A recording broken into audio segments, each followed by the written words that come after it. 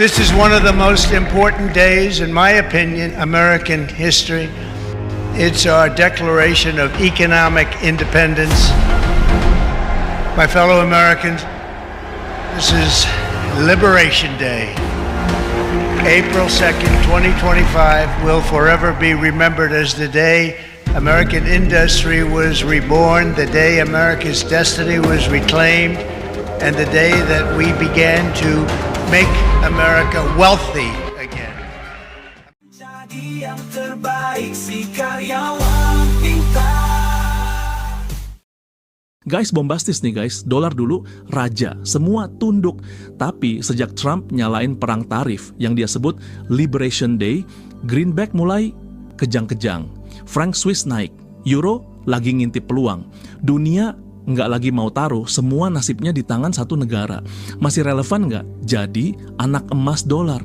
Di tengah dunia yang makin multipolar, gue bongkar realitas yang udah berubah. Bukan pakai teori, tapi pakai logika dan data.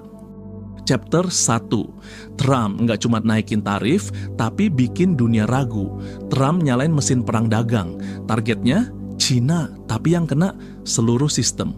Sejak pengumuman hari kemerdekaan tanggal 2 April 2025, pasar langsung gonjang-ganjing.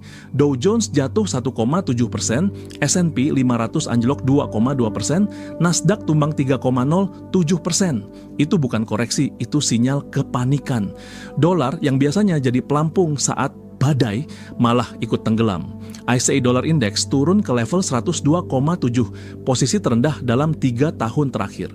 Investor global ngelihat ini bukan volatilitas biasa, ini perubahan arah kepercayaan. Dolar itu lebih dari sekadar alat tukar, dolar itu jangkar stabilitas. Tapi jangkar itu goyah saat presiden lo unpredictable dan kebijakannya impulsif. Trump bukan cuma nyetop impor China, dia nyulut distrust ke sistem finansial yang Amerika bangun sendiri. Dulu Amerika Serikat jaga pasar global dengan tangan terbuka. Sekarang pakai palu dan ancaman tarif. Investor gede kayak BlackRock dan Vanguard dilaporkan mulai hedging ke Swiss franc dan euro. Swiss franc sekarang di posisi terkuat dalam 14 tahun terakhir. Pasar bukan cuma takut rugi, pasar takut sistemnya dirusak dari dalam. Dan kalau trust udah runtuh, nilai dolar bisa jatuh lebih cepat dari grafik manapun. Chapter 2, Safe Haven mulai goyang, investor cabut dari dolar. Dulu setiap ada gejolak, investor langsung lari ke dolar. Dolar Amerika Serikat itu dianggap pelindung terakhir, tempat paling aman kalau pasar lagi gila. Tapi sekarang, pasar justru ninggalin dolar pelan-pelan. Data terbaru nunjukin, ICE Dollar Index udah turun ke titik paling rendah dalam 3 tahun. Sementara, franc Swiss justru ngebut ke rekor tertinggi 14 tahun. Yen Jepang dan euro juga naik, bahkan euro sekarang makin sering dipakai buat transaksi antar negara. Artinya jelas, pasar global udah mulai ganti haluan. Investor nggak mau lagi naruh semua telur di satu keranjang, apalagi kalau keranjang itu rentan drama geopolitik. Mereka mulai sadar, risiko bukan cuma dari inflasi atau resesi, tapi dari sistem itu sendiri. Jadi apa yang mereka lakukan? Mereka mulai cicil alokasi ke mata uang lain, mulai diversifikasi cadangan devisa, bahkan mulai bahas alternatif sistem pembayaran lintas negara. G20 dan BRICS udah sounding soal ini. Artinya, dunia mulai siap kalau suatu hari nanti harus jalan tanpa dolar di tengah. Bahkan emas sekarang kembali jadi primadona. Dan yang lebih menarik, beberapa bank sentral kecil mulai beli franc Swiss buat cadangan. Langkah kecil tapi sinyalnya keras. Dunia lagi nyari pelabuhan baru. Masalahnya bukan nilai dolar turun, tapi trust yang goyah. Dan kalau investor udah kehilangan kepercayaan, mereka nggak nunggu dolar ambruk, mereka cabut duluan. Safe haven itu soal rasa aman, bukan kebiasaan. Dan kalau rasa aman itu hilang, bahkan dolar bisa ditinggal kayak rumah kosong di tengah badai. Chapter 3, kenapa dolar mulai ditinggalin dan euro jadi kandidat pengganti? Selama hampir 1 abad, dolar jadi raja. Semua negara simpan cadangan pakai greenback. Tapi sejak Trump nyalain perang tarif tanggal 2 April, yang dia sebut Liberation Day, gamenya berubah.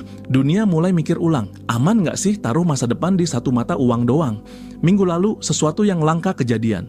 Saham AS anjlok, dolar ikut jatuh. US Treasury yang biasanya jadi tempat ngungsi malah ikut dibuang. Ini bukan krisis biasa. Ini sinyal. Investor mulai cabut bukan cuma dari aset, tapi dari sistem. ECB langsung gas. Mereka bilang euro siap naik kelas jadi cadangan dunia, dan buktinya kelihatan. Euro naik 3,6% dalam 2 minggu terakhir, tembus level tertinggi sejak 2021. Franc Swiss juga nggak mau kalah, kuat banget, naik 4% lawan dolar dalam 10 hari. Kenapa ini bahaya buat greenback? 1. Utang Amerika tembus 34 triliun dolar Amerika Serikat. 2. Trump pernah bilang pengen dolar lemah supaya ekspor naik. 3. AS sering pakai dolar buat ancam negara lain lewat sanksi ekonomi. Negara mana yang nyaman taruh duitnya kalau bisa dibekuin sepihak. Negara-negara mulai cari alternatif dari BRICS sampai Eropa Timur. Mereka nggak cari pengganti sempurna, tapi pelampung baru yang bisa dipercaya. Chapter 4. Kalau dolar goyang, siapa yang siap gantikan? Dolar kuat bukan cuma karena ekonomi Amerika Serikat besar, tapi karena ekosistemnya lengkap dari hulu ke hilir. Dari sistem pembayaran global kayak SWIFT sampai pasar obligasi yang paling liquid di dunia, semua negara nyaman pakai dolar karena infrastrukturnya udah siap. Tapi sekarang dunia mulai gerak. Eropa bikin gebrakan dengan Eurobond utang bareng-bareng se-Uni Eropa. Tujuannya biar pasar bisa beli euro kayak beli US Treasury. Kalau Eurobond sukses, Eropa bisa punya senjata finansial yang sama besar kayak Amerika. Di sisi lain, negara-negara BRICS juga nggak mau ketinggalan. Mereka lagi bangun sistem pembayaran non-dolar. Brazil, Rusia, India, Cina, Afrika Selatan, semua sepakat. Terlalu lama dunia cuma bergantung ke satu mata uang. Data IMF terbaru bilang, cadangan devisa dunia dalam bentuk dolar udah turun dari 70%. Di tahun 1999 jadi tinggal 58% di akhir 2024. Ini bukan tanda dolar langsung tamat, tapi jelas dunia lagi nyari alternatif yang lebih sehat, lebih adil, dan lebih bisa dipercaya. Trust sekarang bukan lagi soal siapa paling kaya, tapi siapa yang paling stabil, paling transparan, dan paling siap adaptasi. Dolar masih punya infrastruktur, tapi pemain lain udah mulai bangun lapak mereka sendiri. Di dunia baru, yang menang bukan cuma yang paling kuat, tapi yang paling bisa bikin orang percaya dari ujung ke ujung. Chapter 5. Kesimpulan, dolar belum tumbang ya, tapi dunia udah ogah banget main di satu meja.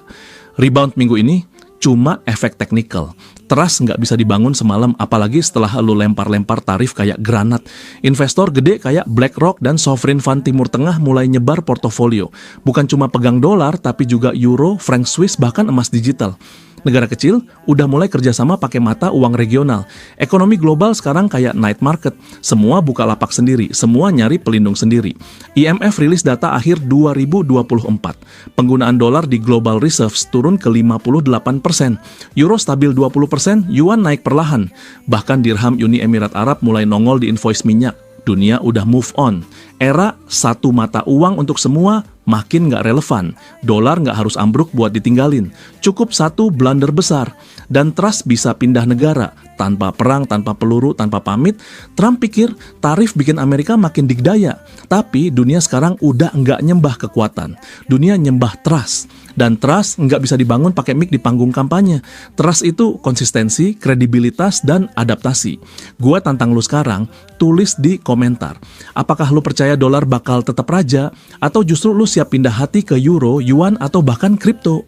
Terima kasih sudah menonton video ini hingga selesai. Sampai jumpa di video bombastis lainnya dan tetap cerdas. Bagi tips dan trik yang akan membantumu. Baca buku, tingkatkan pengetahuan, maka kesuksesan pasti akan kau raih, percayalah.